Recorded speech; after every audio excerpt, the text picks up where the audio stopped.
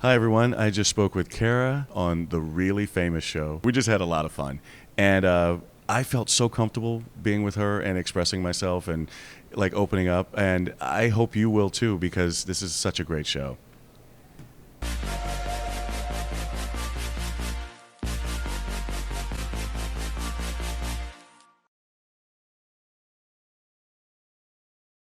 Yeah, so I do want to hear about the podcast, Okay. though. All right. Why can't we start with that? No, let's start with what your questions were. Okay. And then we'll get into it. Okay, so Yeah. I do less questions than just getting to know Conversation? you. Yeah. I do conversation. All right. For me, it's all about, like, I have no idea who you are in real life. Okay. I've seen you, doing your thing. Right. But I don't know who you are, so I want to get to know Okay. you. So I'll just figure that out along the way. Perfect. Let's But do it. I will give you a little feedback, is Okay. that I get the sense from you that you're having fun with life. Oh, yeah. Is I'm that grateful. accurate? Yeah, I wake up every day saying thank you. I can Even tell. if it's a headache or whatever, I wake up saying thank you, especially because since so many people can't. So Do you do that on purpose, or is that natural? it's, my background is, I grew up in the church, so I do have that spiritual background. Now my ideologies, I can't even talk, ideologies have changed over the years, but, I think that base helps because I feel like there's something greater than I am out there. And whether, some people say God is within you or God's out here or whatever, I didn't make myself. So, I praise whatever that is that's out there. Yeah. Okay. So you're spiritual, Right. but whatever the basis is for you has changed over the years. Yeah.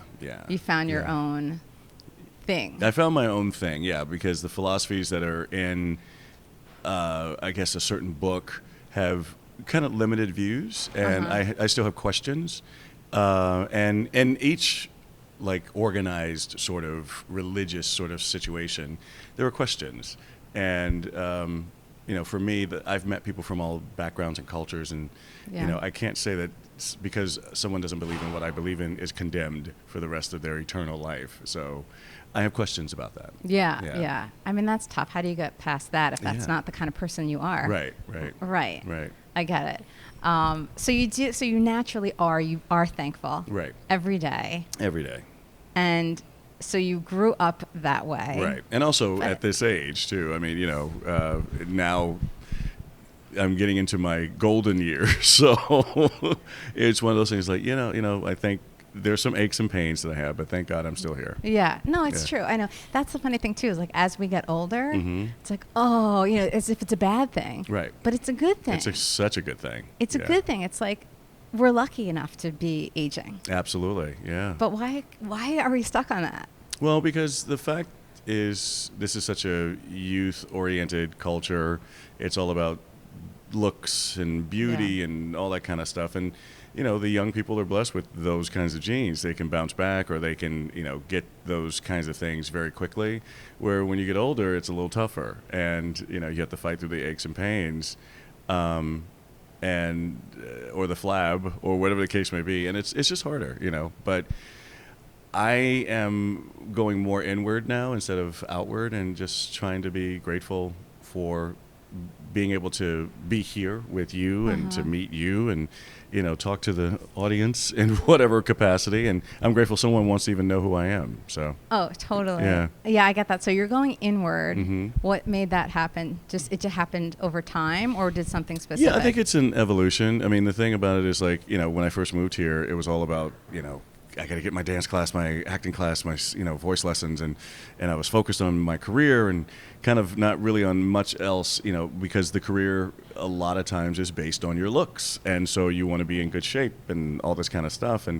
But then over the time, it's you have to go deeper than that. That's just surface things. I know that I came into this career ass backwards because I majored in business in college. I worked in advertising. too. Oh, there you go. But banking. And I worked at, actually economics was my major, and worked in advertising for a while. And because I sang at night somewhere, someone saw me and said, "Hey, how would you like to work on my cruise ship?" And that kind of sparked everything, and then it got me going. And people I met on the cruise said, "You should go to New York." And yeah, that's a whole nother long story. But in doing that, I know that for me, it's about the work, but then I don't validate who I am because of my talent. Mm-hmm. I am validating my talent because, it could leave me at any moment, or people could say, I'm sick of him. So I'm still a whole person that has a life to live other than what I do on screen or what I do on stage. Yeah, okay. All right. So that's so interesting and philosophical, and I'm with you. But I do need to get back to the cruise ship story. I'm going to tell you why. I think that's probably an interesting story, but I'm going to also divulge a little about myself. So I told you already that I had a business degree. I had an accounting degree that I started with. Right. I graduated with that.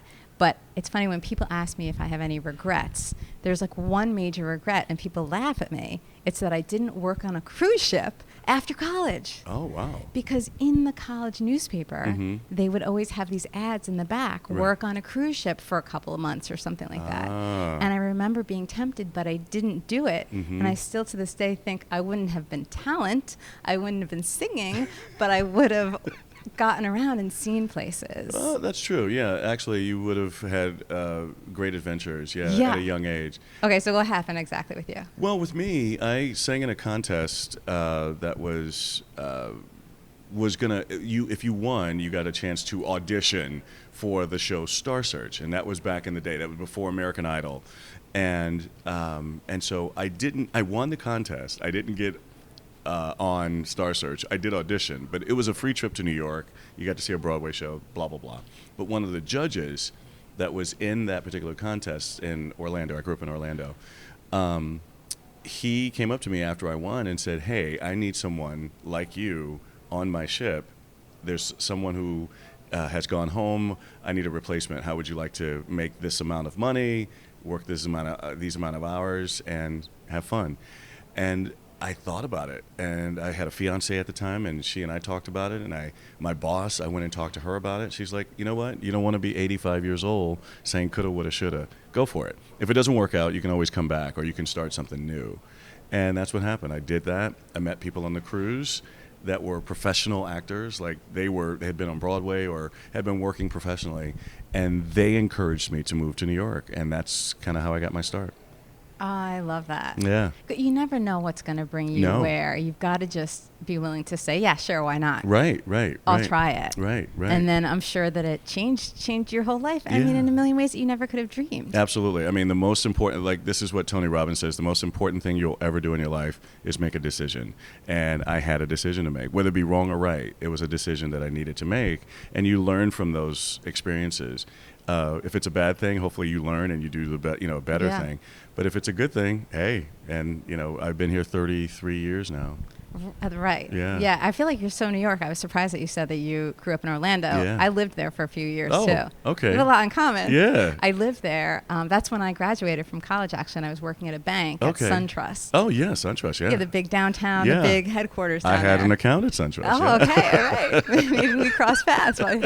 Who knows? Who knows? Right. So, but that's true. So, Tony Robbins, do you listen to him a lot? I do. I've never been to any of his seminars or anything like that, but I have, bought a couple of his courses, and I've listened to a lot of the tapes and read a lot of his books, and I'm into the motivational thing now.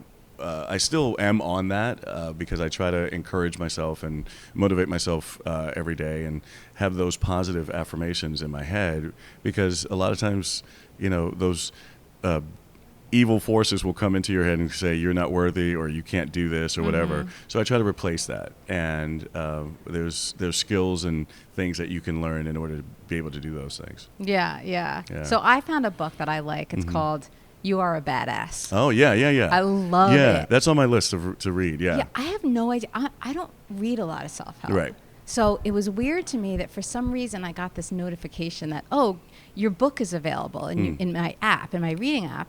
And I was like, what? Where did this book come from? I don't think I would have ordered it. Right. But I guess I did, and I started reading it, and it changed everything. Yeah. And then I know what you're saying, because sometimes, like after I was done reading it, it was like really changed everything. But after a while, if you're not reading it over and over, and you don't really want to read the same thing over and over, right, it's like you need some sort of something to keep holding on to. Right. Especially times where you just kind of forget those concepts or whatever. So does he have enough that you can keep Yeah, I mean, he refreshing? does. I also, read other, there's other people out there who have the same sort of things. And Like there are who? certain quotes. And, I mean, there's a guy named John I can't say his name, Asenath? Okay. Arasenath? Or something like that. He's in the movie The Secret. And also there's another young man by the name of, he's passed on now. I shouldn't say young man, he's older, but Bob Proctor. Who also has motivational sort of things. And then I watch a lot of YouTube videos that have those. And for me, words are powerful. And you got to be careful with what you say, because once you put it out there, it's energy. And I mean, not to get all woo-woo and crazy, but it's energy that's out there. Yeah. And energy never dies. So I remember telling a young lady one time, I was doing a show, The Little Mermaid, on Broadway, and I came out in between shows to go get something to eat, and I met this young lady with her boyfriend at the time, and beautiful couple, very handsome, very beautiful young lady, and I looked at him and I said, "Is this a date?" And she said yes, and I told him, I said, "Hey, you're very lucky because she's beautiful. Hang on to her. She's great." Just to kind of have some sort of like affirmation and positive affirmation for both of them. 2 years later, I get a letter. I'm doing another show. And she told me, she said, those words gave me so much encouragement that it helped me break up with him because he was beating me. Oh, my. Wow. And, you just never know. You just never know. So you got to be careful with what you say and how you say it, because it'll come back and haunt you, or it'll come back and bless you. And this was a blessing, the fact that, I, divinely inspired, but I said these words to her. It encouraged her to move on with her life. So that's such a great story. Yeah. And it's true. Like, she could have also not told you that. You never would have known. I never would have known. Yeah, exactly. Yeah. I love the fact that she reached out to tell you that. Yeah, so me it's too. like so many good things so that you know that too, and then you'll pay it forward or whatever, pass it along. Right. And it had other nothing to do people. with my talent or Right. me being this person on stage that she saw. It was somebody I had a connection with her. So it was just, for me, it was a very powerful thing. And I've also learned that, whether you believe in magic or not, people casting spells. And then someone said something really interesting. It's like when you put spells out there already, because what do you do with words? Words are letters, and you spell with letters. So it's a spell. So you actually, like these words I'm saying now to you, are coming out as a spell. And so to create some sort of dialogue between us, some magic between us, and some relationship, some connection. So, Yeah, that's very interesting. I'm very into connections and relationships. To me, it's everything. I mean, I don't think it's just to me, Right. But I just maybe realize it, right? Because this is what we are. We're humans. Right. So they're so important. But Right. it is interesting too, because do you analyze your communication with people and your interactions a lot? I do. Yeah. I try to, especially if I'm speaking publicly or in this kind of setting, I try to make sure, hopefully, that I've practiced enough that I can not say and those kinds of things, because those things are distracting, and I know that I still will probably end up doing it, but I'm a little bit more conscious of it.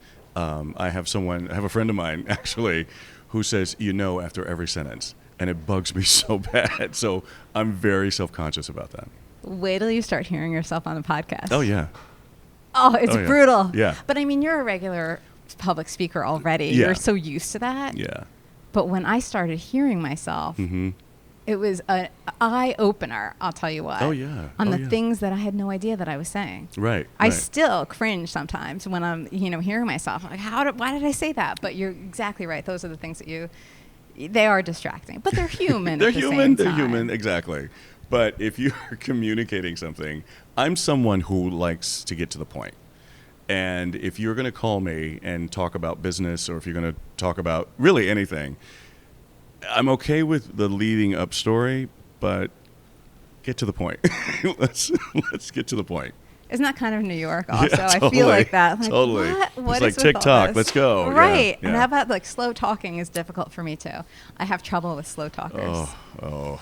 It's not good. I'm now going to alienate everybody who's not. Sorry, guys. Sorry. No, really, I love slow talkers too. It's really great. It's just different. It's a different experience. Right. But yes, no, I get it. Get to the point. Let's make it real. Right. I'm not a big small talk person. As you can see, we're already into deep talk, probably in the first 60 seconds. Yeah. But at the same time, if small talk is about interesting things, then I guess it's not small talk. Small talk is usually an icebreaker. And then once you kind of get into that, for me, I need to know where your comfort level is. If I'm on an elevator, sometimes it's uncomfortable for me to be in the silence. So I'll say hello, or I'll say something that's our common ground. How about that weather outside? Or how about the game? If I see that you have a shirt that is, signifying a particular team or something, I will try to break that ice to see where you are. And if you don't want to talk, I get that too. So you're very friendly. I'm a friendly guy, yeah. Yeah. That's why I get that vibe from you. Yeah. Even before meeting you. Yeah, I'm someone who I like to get to know people. It's one of those things that we live here on this earth. We have to share this earth. I sound so woo-woo on this podcast. I sound like a preacher or a motivational speaker. But anyway, but it's one of those things where we have to. You don't have to necessarily love or like each other, but we have to respect each other because we have to share this earth. So might not get to know each other. Yeah, but I like to like each other too. That would be good. That's a bonus. That is a bonus. Yeah, and then love is like the cherry on top. Yeah, of course. Yeah. Of course. But I like people too. Right. And I'm open to people as well. Like I feel like that's a good thing. But not everybody's like that, and that's totally understandable. Yeah. But you can get the vibe also if you're in an elevator, if somebody wants to hear something from you or not. Yeah, I'm pretty good about discerning those kinds of characteristics. Yeah, but the fact that you're pointing out, like you're looking for something specific about them is very good. Well, that's business. That's business. That's from sales. the business. That's sales. That's sales, definitely. Oh, you don't make it about the product or yourself. You make it about them. And then that way you can get in and sell them whatever that product is. And in this case, I'm selling them me. If we can make a connection, that'd be great. I'd love to have a new friend. I'm so interested in this. Yeah. So you think about the sales thing, or how long were you doing this? I did about 5 years. Yeah. So that really became second nature for you. Well, it was also, I would say it's first nature because I was also, I sound very self-indulgent. I was a friendly, popular guy, even in high school. Even in elementary school, I was a popular kid because I liked everybody. Yeah. I never I had a problem with people who were in cliques, especially in high school. I'd never liked cliques. I was friendly with the jocks, with the smokers, with the brainiacs. I was a friendly guy, and I never hung out with one particular group. So yeah. Okay. Yeah. So all right. So you were likable. Right. As a kid. By the way, you're maybe the only person who I've talked to who was super popular, let's say, as a kid, who became this dynamic and successful as an adult. Right. Like it's much more common to have felt like you didn't fit in as a kid. Right. And then later becoming, really growing into yourself. Well, there's the dichotomy. I didn't feel like I fit in. So that was interesting that you said that. I only had a couple of friends who were close. I was popular with and friendly with all these other people. If I had to feel you out, but a lot of people didn't feel comfortable with other people, if that makes sense. Yeah. So I compartmentalized a lot of my groups that I hung out with. But I only had a few friends that I knew that I could just be completely myself with. Okay, so everybody liked you because it was first nature. Right. So that's your personality. Right, that's my personality. But then when you worked in business, then that sales perspective joined together, dovetailed with Absolutely, that. yeah. And so that led to beautiful things, I'm sure. Right. Even though you left it behind, in many ways you didn't. Right. And that filtered into my acting career. I mean, I became someone who was very likable in the room when I auditioned, or my peers when we would go to an audition and we'd be in the waiting room. I was, we're hams, and we like to be seen and blah blah blah. But also, I learned while I was here. I guess New York became my university, if that makes sense, of the acting world. By being in the business, by auditioning, by actually working in shows, I learned a lot. There was a lot of stuff I didn't know. I was very green in this industry, but I just knew I could sing. And then eventually built up enough confidence to know that I can act. And then, well, dancing I'm still working on. But yeah, it was one of those things where I was getting to know you to get to know you, but then I was also learning from you. So conversations would be, oh, that's what that means. Or, the music that I need to have for an audition, like what would be perfect for that role or whatever. Yeah, you're made to be to have a podcast, right? Yeah. Because these are the things, yeah. Right. I can relate to all the things that you're talking about because it's the same thing. It's very interesting. You want to learn, like you want, you like people. Right. You want to be liked at the same time, but at the same time, it's also interesting. You do want to actually know about the person who's in front of you. Right. Absolutely. I totally get that. So, you became likable, like people liked you, even in auditions. So you were able to communicate that to like casting directors or whoever. Yeah. Just in like the 2 seconds you were in and out of the room. Right.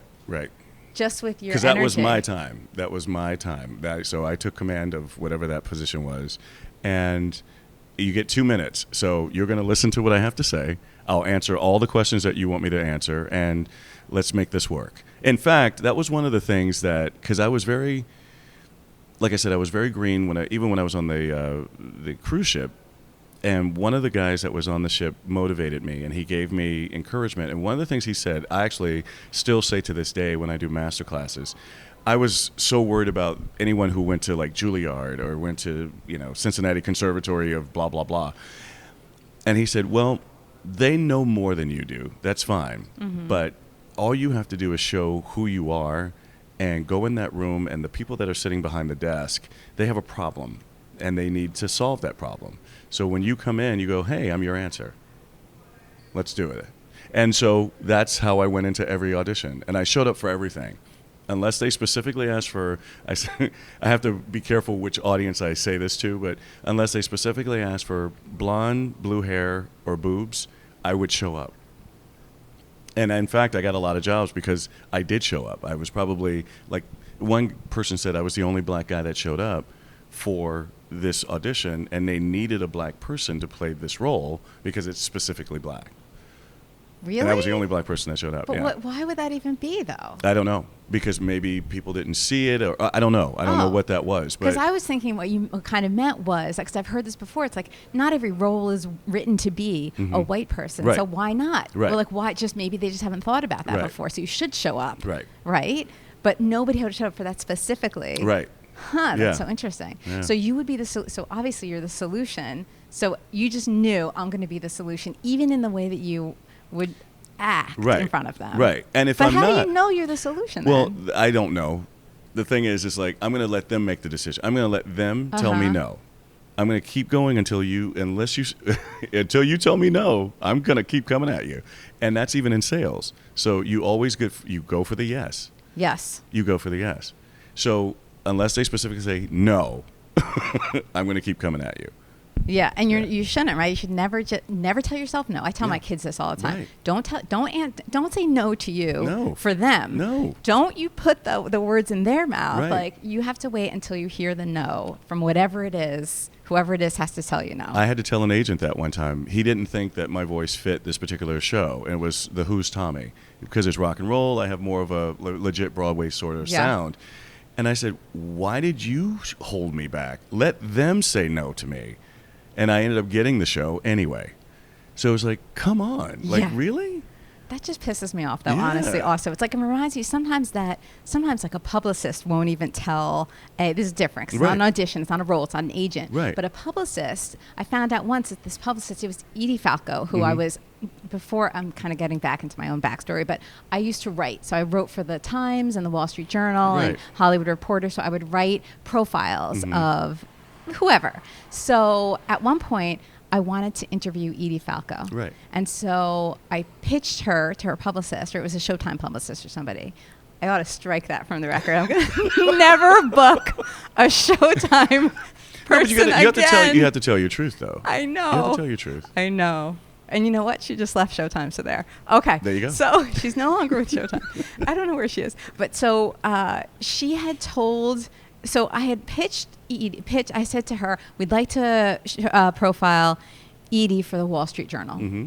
So she said, that sounds great. And I said, I think I first pitched her for the New York Times. Mm-hmm. I said, I'd love to do the Sunday routine.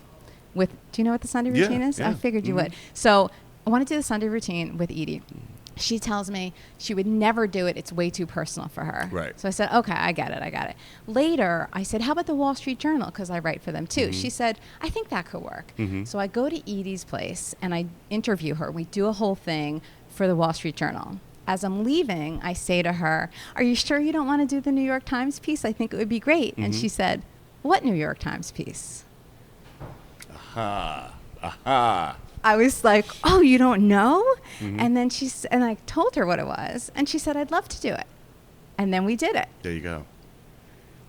But so, yeah, I mean, Yeah.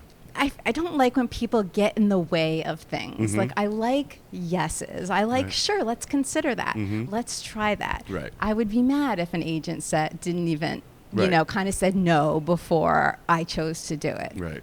But what do I know? I've not had an agent, so different story. I mean, God bless the agents and the managers. Sometimes, I mean, they're basically looking out for your best interests because, you know, they've seen a trajectory of maybe someone else's career or something. And but my people, let me get my cigarette out. Don't smoke. I'm not a smoker. I'm just doing this for fun.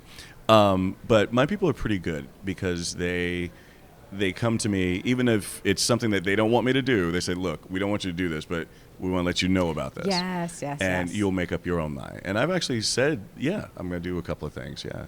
Yeah, that's good. I think that's got to be the best of both. Like, let me figure it out. I'll take your advice, though. Like, the advice is valuable as well. So it's not like you don't want that. Right. But it is like the best of both, I guess. Right. But it seems like you have definitely got, whoever your team is, and you, what a great career. Yeah, like, I've been really blessed. I mean, really and blessed. you get to play around in everything. Everything. Yeah. So I've seen you do fun things and a little, even like I was watching one of the things, your clips the other day of Younger, when you had that one scene, because Younger, I had a bunch of the cast members on the show before. So I have like, Younger has a little special place in my heart, but that was so great with you and Diana. Yes, she was great. And what a great script. And it was such a twist. You know, if you haven't seen it yet, we don't want to spoil the, spoiler alert. But it was a great little twist in that story. Yeah. And then let's talk about Spike Lee. Oh, yeah, Spike. Okay, so I was like, that scene, I don't want to give anything away. No, spoiler alert, yeah. So we'll say spoiler alert, but all we're going to say about it is that scene. That scene. I mean, the whole movie, I have to say. Did you love the movie too? Like, did you watch? Oh, we're talking about The Five Bloods. The Five Bloods, yeah. Did you watch the whole thing after? Oh, yeah. So that surprised me. The whole movie, as it unfolded, it just got deeper and deeper into like my visceral something or other. Yeah. Do you know what I mean? Absolutely. I get it. It did for us as well, because reading the script, it was one of those things that at the time I was 56, 57, I think. Yeah, something like that. And I had never known this story. What was interesting for me was the statistics that were in there. African Americans made up 11% of the United States as a whole. Women and men. I need to get some new teeth. But you wouldn't be the first person in Hollywood to have new teeth. Women and men, but in the Army, in Vietnam, we made up 33% of the Army. And I said, wait a minute, I didn't know this. So a lot of the guys on the front line were black. And I was like, wow, that's a really interesting story. And also the fact that it was the first army or first military that was not segregated, in the sense there was a black army and a white army. There was segregation within the community of that, but it was the first time that it was an army. And also it was the first televised war or televised army. You know, you saw bodies coming home, whether alive or not. Yeah, that's wild. Yeah. It's great that he told that story. Yeah. Yeah, how was working with Spike? It was great. Spike was on a high because he had just won the Oscar. I remember. Do you know why? I interviewed him right before he left for the Oscars. Did you? Okay. Like the day before he left to L.A. because he did the Sunday routine with me. Oh, okay. There you go. There you go. So he was leaving right after my interview. Right. He was leaving to go to L.A. Right. And then I remember he was out for months in Vietnam. Right, right. Well, we were in Thailand. Thailand. And then we ended up in Vietnam to do the exteriors. Vietnam won't let you shoot war stuff in their country because it's just still a sore subject. So we have to go to do like the jungle stuff in Thailand. I got it. Yeah, All right. yeah. That's right. He was in Thailand for months because we had to do his photo shoot months later. Oh, really? When he came back. I remember that. And so it was very interesting to me. But he was on a high. I mean, he had just won the Oscar. A week later, he was on a plane to Thailand. We came out there, and everything was all set up. Now, he knows what he wants, when he wants it, and how he wants it. And, he's this powerful man in any sense of the word, voice and just his presence alone. But what was great about him, he's an actor as well, and we said everything that he wrote, but there were moments we would be in the scene, and he would say, cut, and he said, I want you to stay in that position. I want you to say these words. So we would say those words. So he would throw things at us, and then he would say, okay, my character's name was Eddie. What would Eddie say in this moment? Say it. So I would say something. We did a lot of improv, and a lot of it stayed in the movie. It did. Yeah. I could see that. Yeah. Because it's so natural. Right, right. And the dynamic that you saw out of all of us on the screen was our dynamic off screen as well. That's cool. Yeah, we all got along really well. It was these amazing men who I respected. I got a chance to work with them, and then meeting Jonathan Majors, who was he was the son of one of the characters. He has taken off and done so many amazing things. But I knew at that moment when I met him, I said, he's going to be. See it. And then I got a chance to work with Chadwick Boseman, who that was his second to last movie before he passed away. Yeah. And so it was an honor to meet him. We had no idea. He didn't say anything to anyone, and he did everything that we did, physically. And looking back, I was like, wow. Like he knew what was going on with him. Yeah. If only he knew how respected everybody, he was, and all these people are still thinking about him in that way. It's like too bad he didn't know then. You know what I mean? It's one of those things, again, it's like that woman didn't have to tell you. Right, right. I just feel like people generally don't think to tell people these positive things that they think about them. Right. And it's too bad. Because we could all use, we would all like to hear it, I think. Yeah, and I've been trying to be a little bit more, like I've always heard a saying in my family and my community, give me my flowers before I die. And so I try to be as, as, I don't want to say complimentary, but just letting people know how I feel. Mm-hmm. I'm with that. Yeah. I think that's a good thing. Everybody wins. And then you feel good because you said it. Right, right. And didn't just keep it in. Right. You don't realize it's just floating around your head, whatever, but let it out. I think it's a good thing. Right, right. All right, so can we give a little scandal love? Because I'm sure you get a lot of scandal love still, right? That was that was the biggest thing that's ever happened to me, from the beginning. And so to get to work with her, Kerry Washington was, I always tell people that I could have been a guest star on the show in any capacity, but the fact that I was her love interest, I think that helped a lot. Helped what? Helped people knowing who I was. I think if I was just a guest star, or if I was just a recurring character, maybe they would know who I am. But the fact that I was with her, the lead, and part of a triangle, a love triangle. Yeah.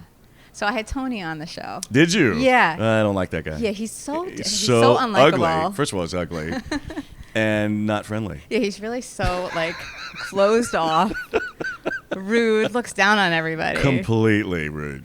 I mean, could there be a nicer guy, right? Oh my God! And what was so interesting for me, and maybe because I don't want to call myself dumb or stupid, but the fact is, until I did the show, I knew who he was. Obviously Ghost and some other movies. Yeah. But I was on the show and someone mentioned, it's like, yeah, he's part of the legacy of MGM. Yep. He's the G. I'm like, oh, wow. And he still acts the way he's so down to earth. He rode his bike to work every day. He was so you wouldn't know. That's exactly right. Same for me. I knew him from Ghost. Right.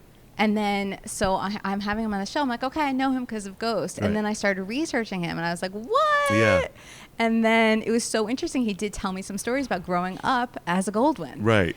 But you would never in a million years guess. Not that he's not talented, but the fact that that is such a, that's and not that family. you have to like show your wealth or anything like Yeah. that, but yeah, he's just so regular. Yeah. Yeah, I really appreciate that. So he used to ride his bike to work. That's good stuff. So you became famous, basically, like a face to recognize. Right. Yeah. I tell people I'm not famous. I'm known, but I'm not famous. I think fame is more like someone would know my name, but people know me. They That's go, interesting.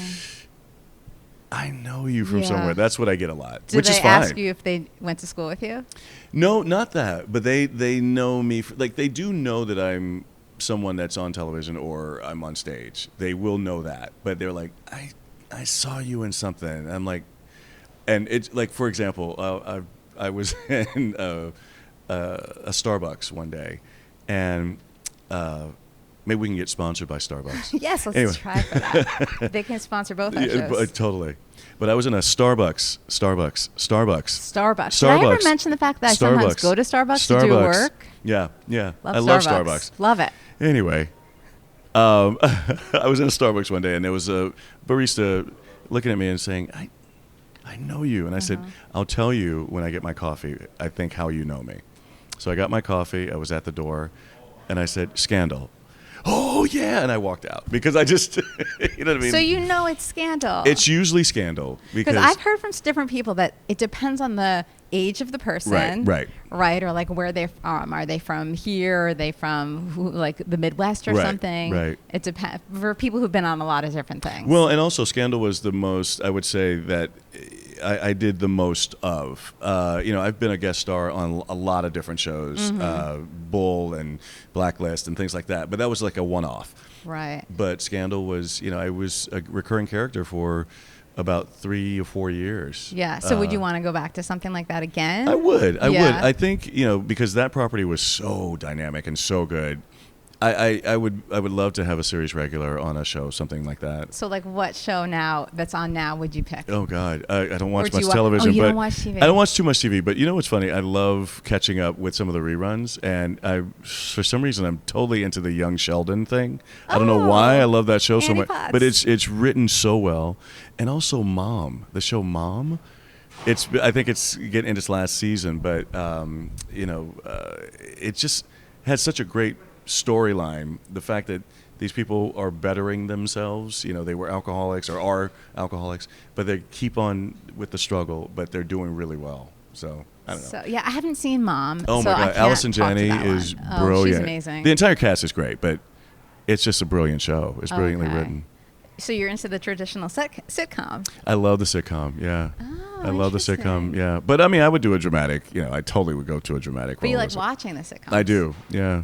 Yeah. That's so. But they have to be well written. They have to be, and that's why. So are there others that you can think of that you've been watching, or that some of your favorites? I don't want to, I don't want to blast other ones that are not so good, but that are still, but those two stand out a lot. Modern Family was a fun show to watch, and I still kind of watch that. But Well, I'm interviewing somebody today, actually, who just got his own sitcom on CBS. His name is Pete Holmes. Pete Holmes, okay. He's a comedian, like a stand-up. Right.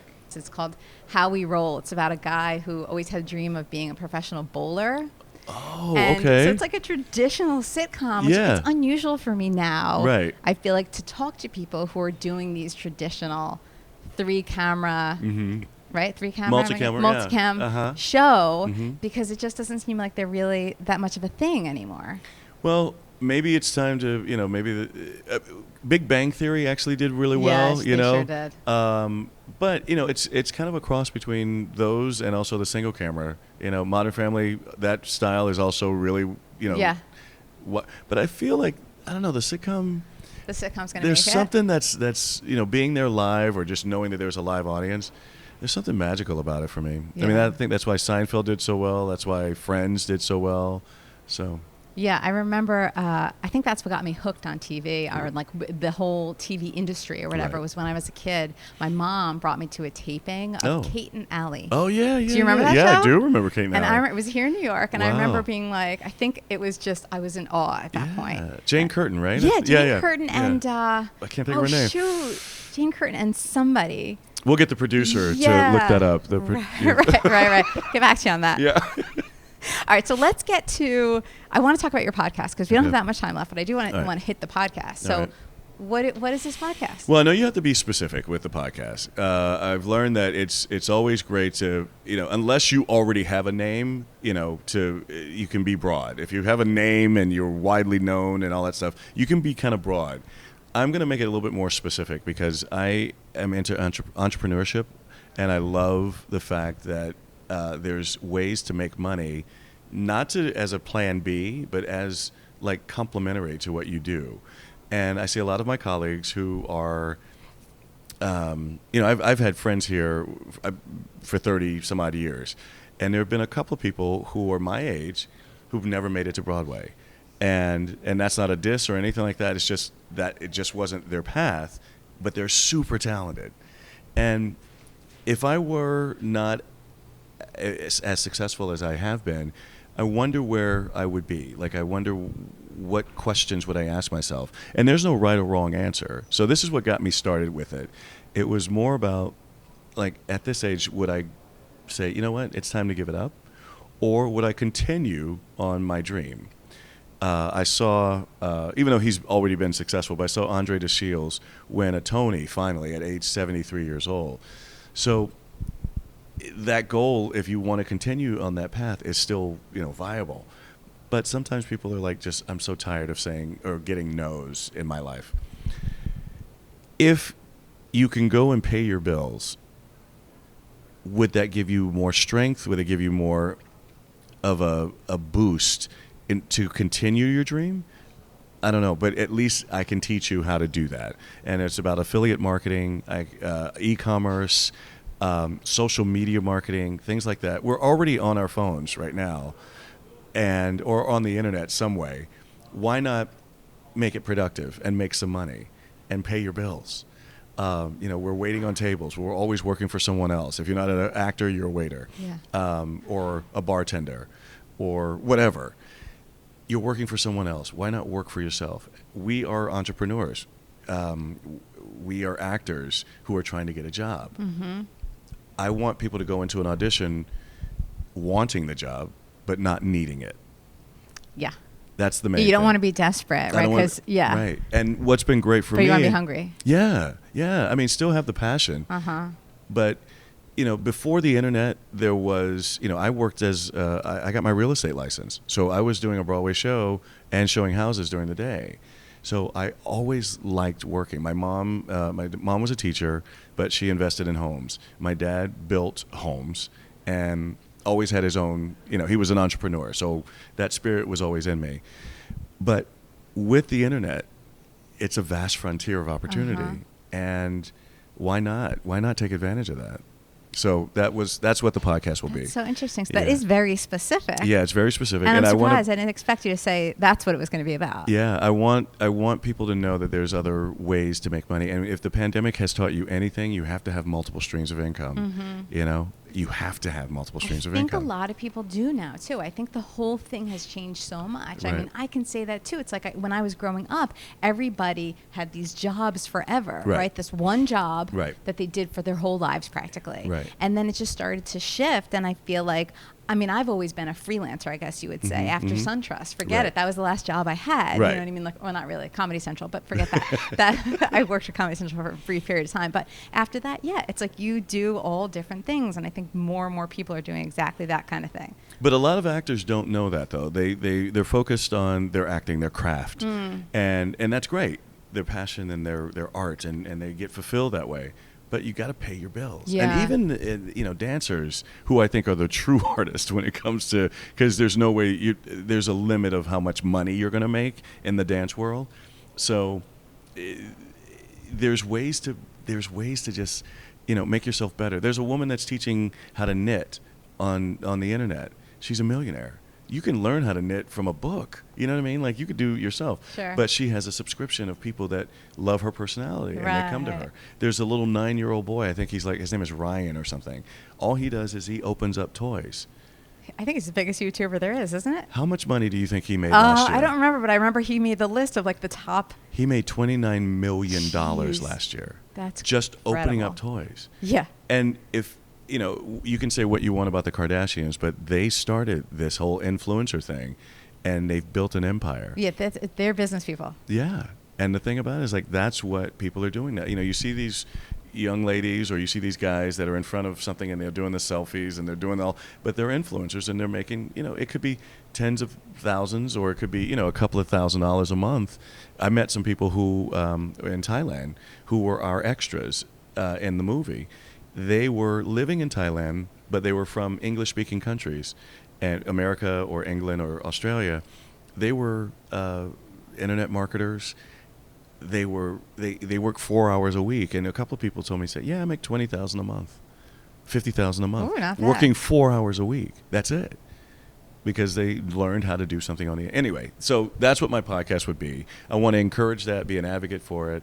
I don't want to just be able to teach you how to sing or act or dance. I can't get you a job that way. You know what I mean? Like, I can, you know, give you some skills, but that's a whole nother thing. But I can try to teach you how to get money.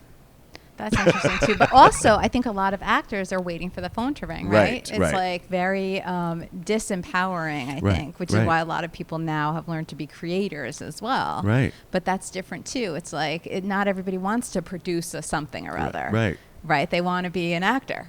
And you can also, and I want to encourage, I'm so sorry I'm taking up all of this time, but I also want to encourage people to be able to, like what you just said, do their own productions.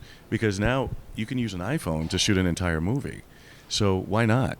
And then you can have that as proof of what you can do, send that off to an agency or a production company or whatever the case may be. Be your own producer. Yeah. Well, I am my own producer, yeah, so I get it. So but meanwhile, I'm in the opposite. I'm like, enough with this production already. I just want to sit down and talk to people. Right. What's with these cameras? Right, truly. That's what Jack is for. In the background, you can't see him. But I get it. There's so many things to do, and you have to think about that. I think that's really cool. So when are you going to launch it? Well, I'm hoping to launch it by June, but I don't want to give specific dates. Yeah, that's fine. But I have some people that who want to produce it, help me produce it, and so it's working out their schedule, working out the formula for it and the blueprint of it. So cool. Well, if you need any tips on whatever podcasting, I'm happy to give my 2 cents. Yeah, absolutely. You know, absolutely. I like it. So, all right. So I usually like to end with the same question, which is, what is the image that people have of you? Who do they think Norm Lewis is? Well, you know, from the beginning of our conversation, it's been more about, like, if I can say anything about myself that's a very positive thing, is that I'm a nice guy. I'm a nice guy. I love being nice. And I know that sounds hokey and crazy, but I love being nice. I love helping people. If I see someone on the street that needs help, I'll try to, you know, bring in sometimes it's to my detriment. Like, I've done some things and people have like, what are you doing? You know, that kind of thing. But, I guess they just know me as a nice guy. My reputation is very important to me, more than even my talent. So I love nice. I love it. Mm-hmm. I don't understand why everybody isn't a nice guy. I really don't. To me, it's like, life is better like that. Yeah. I don't know how, I don't want to put words in your mouth, but it's easy, I feel like, to be so nice. Too. Yeah. So to me, that's undervalued. Like, right. There should be more people who are known as being a really nice guy, because it's a great, great thing. Right. So, and I don't understand why there aren't a million of you all over the place. Well, I've had people actually say to me, like, you're fake, right? This is not real. And I go, well, you know, that's up to you, but I'm going to live my life the way I want. Yeah. But I've had people just say, this is not a real thing. You're trying to, I don't know, you're trying to win over friends, or you're trying to, whatever the case may be. They think it's the sales. They think it's a sales thing. And I get that in some cases. Usually in New York, though, when I first moved to New York, the reputation of New York was kind of, you know, sketchy. You know, people, they say, New Yorkers are mean, aren't they? I say, no. What I found out by living here, we're pretty much all transients that live here. There's only a few, you know, people who were actually born here. But we become a person that needs to get from point A to point B. And if there is anything that interrupts that, we're like, because we don't have time. Like, we're always rushing. We're always trying to get from point A to point B. And if you're going to interrupt that, then you either want something from me and I don't have it, or I don't want to give it to you, or it's you actually do need help. And then I try to discern if, there have been some tourists who couldn't find their way. And I say, I'm going that way, so come with me, that kind of thing. But usually it's someone asking for money. So, Yeah. It's not that we're mean. It's that we just have something to do. Yeah, and I think that's true. It's like it's figuratively and literally true. Right. Right? Like we're going places. Yeah. We've got things. We've got and things it's like to do. there's just no room for fluff. No. Unless it's enjoyable fluff. Right. And then it's not like we can't relax and lean into life. Right. But it's like, yes, I think that's true. And it's not that it has nothing to do with if we're nice or not. No. Not. It's like, I love East Coasters. Right. And I feel like it's all good, but it's misinterpreted sometimes. Yeah. Because I remember when I first moved here, I was saying hi to people. Like if they looked at you, hi. And they would look at me like, what the hell are you? I know, but then you have what do you want? The California hi, which is another thing entirely. That's a whole nother thing. We'll leave that for next time. Yeah, that's the next podcast. That'll be part 2. Yeah, I'll be right back. Yeah, exactly. All right, it was such a pleasure having you. Wait, hold on. I didn't ask my second part. Sorry. So my second part of that question is, who are you really? I'm a nice guy. I'm someone, right now I'm an empath. I take on a lot from different people, and I think that's probably it's a blessing and a curse at the same time. Someone has told me that I have what they call savior syndrome. If I hear that you have a problem, I want to try to solve it. But the way the world is going right now, there's such a divide in this country. The conversations are going kind of wonky. And then you got the war that's happening in Ukraine, and you can't do anything about. Like, part of me is like, I don't know if I want to have a good time because these people are suffering and all that kind of stuff. So that's who I am, really. I really, really care about people, and I want to do as much as I can. I obviously would love to give as much money as I can, but I also want to get into the trenches and try to help. So whenever I can, I will do that. That's nice. Yeah. And deep nice. Yeah. What's one thing about you that maybe is different from what people think, or who people think you are? Oh, I'm actually kind of shy. If I get into a setting that I feel uncomfortable, I get really quiet. So, and I know that sounds weird, but no, it doesn't. I think that's I'm not surprised by that. But yeah, so I guess you felt comfortable today. Absolutely. Okay. Did you feel beyond. Okay, good. All right, so I'm going to let you give me feedback. Okay. So you're an empath. You feel people. You read people. You're paying attention. You said you're always aware of your interactions. Yeah, I try to discern. So okay, so what's your take on me? Well, besides looking as wonderful as you do, I mean the exterior is wonderful. It's great. There's also a friendly welcoming to you as well. I mean, you were very welcoming when I first got here. You also sitting down and just starting off with the conversation, it wasn't the rote questions. It wasn't the questions that you normally get. Yeah. So you were... You not wormed your way in, but that sounds horrible. Yes. But you kind of you manipulated your way in there, but in a good way. It's like, so I feel very comfortable. Okay, like, so it's trustworthy that you don't think I'm trying to salesy or whatever. Not at all. But I do feel like I should be a little more salesy. I feel like I want to take your advice with... Well, no, I mean, in a way, the thing is, I would just, this is your podcast, so it's so what you did was brilliant. In the sales department, if I may be so bold to say that. Yeah, please. I'm intrigued. It was about me. It wasn't about the show. It was about me. Yeah. And you want to get the best. That will make the show better because you want to find out. That's what the purpose of your show is. But yeah, you made it about me. And like when I did a sales pitch, when I worked in advertising, I would always go to that person and ask their name and ask about their grandmother or ask about their kids or their dog. So when I go back to them, I go, hey, how's Rover doing? Because he was sick the last time we talked. And you starts a conversation and it's about them. And then I can say, oh yeah, you have, do you want to do your, sales and, your ad in the newspaper again? And we can talk about either a bigger, cut, or we can talk about maybe a smaller one, Very interesting. Yeah. I think it is such an interesting combo that you have there in your skill set, or if that's what you would call it. Yeah. But I feel like I could use your advice too, because this is like off the show, off the record, but I'm getting ready to pitch this as a TV show. Oh, okay. Yeah. So it's like that. I have to enter that mindset of the sales of it. Right. Yeah. And that to me doesn't come naturally. And I do get frustrated that I wish I had more of that inside of me. You have it. I mean, it's there. I mean, I can feel that you do. I